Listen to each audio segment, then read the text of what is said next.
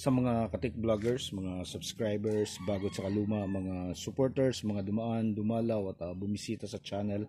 Lahat ng mga viewers, secret viewers at silent viewers, magandang araw. So, yung isi-share naman natin ngayon ay yung isa sa mga may pinakamaraming request sa content natin, yung papaano tatanggalin yung voice prompt ng mga Bluetooth speaker, malaki man o maliit. Okay? Yung mga may nagsasalita kapag pag-start mo. Maraming hindi ko lang alam kung meron siyang gadget or software na para matanggal yon. Sa ngayon wala pa akong alam, Iwan ko lang sa iba. Kung meron kayong alam, pwede kayong mag-comments at para may-share naman natin sa mga viewers natin. So sa ngayon, lahat ng mga tanungan ay nasasagot na natin. At yung mga kasagutan na yon, ito ipi-perform natin ngayon kung paano. So, simpleng-simple lang. Yung ang magagawa natin dito, yung startup voice prompt lang. Yung pag-turn on mo ng power tapos may nagsasalita. Lalo na kung mas annoying yung yung nagsasalita na Chinese na medyo matining yung tunog. So, hindi maganda pakinggan. Okay? So, yun lang yung natatanggal natin. Yung pag-umpisa lang.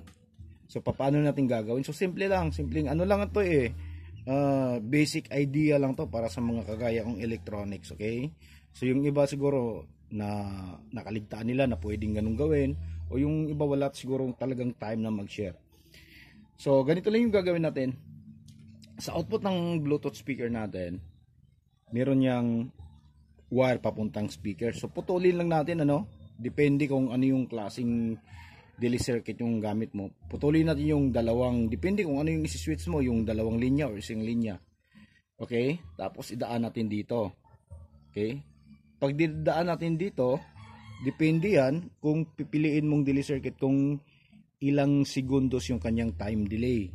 Okay? Makikita mo naman sa description kapag binili mo, merong 3 seconds, 5 seconds, 10 seconds. So depende yan, Depende. Mas maganda siguro gamitin natin yung mahaba. O kung wala mang ganun kahaba, pwede namang ma-modify natin. So, yun naman yung mga ituturo natin sa mga susunod na video kung paano tayo mag-modify na babaan or taasan natin yung time delay.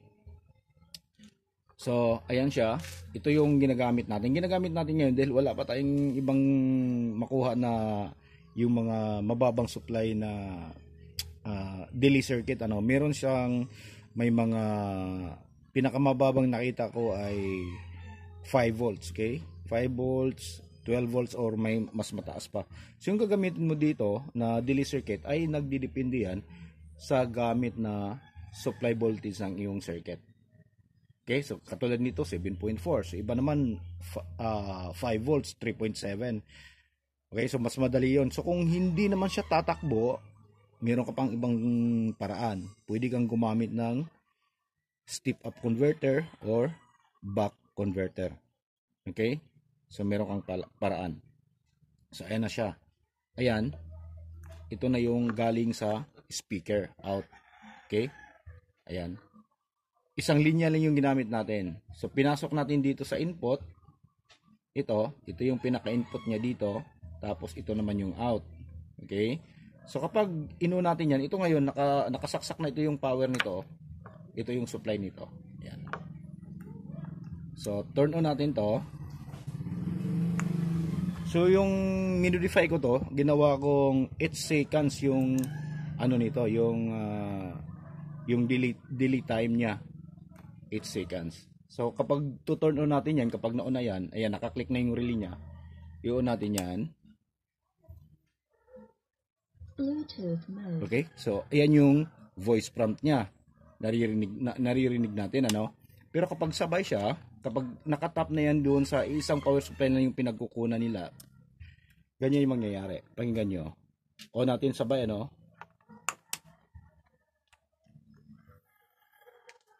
Okay, so, nakauna yung mo, wala kang maririnig na nagsasalita. Malalaman mo yan na okay na siya kapag naglilipat ka ng mode. Ready mode. Line in. Okay? So okay na siya. Yung startup voice prompt, yun lang yung natatanggal natin. So yung pag magsiselect ka ng mode, tsaka yung ibang function, so wala na tayong magagawa doon. Hindi ko alam kung tulad ng sabi ko kanina, kung mayroon bang ibang paraan. Ulitin natin. Okay? Okay. So, ulitin natin, ano? Yan.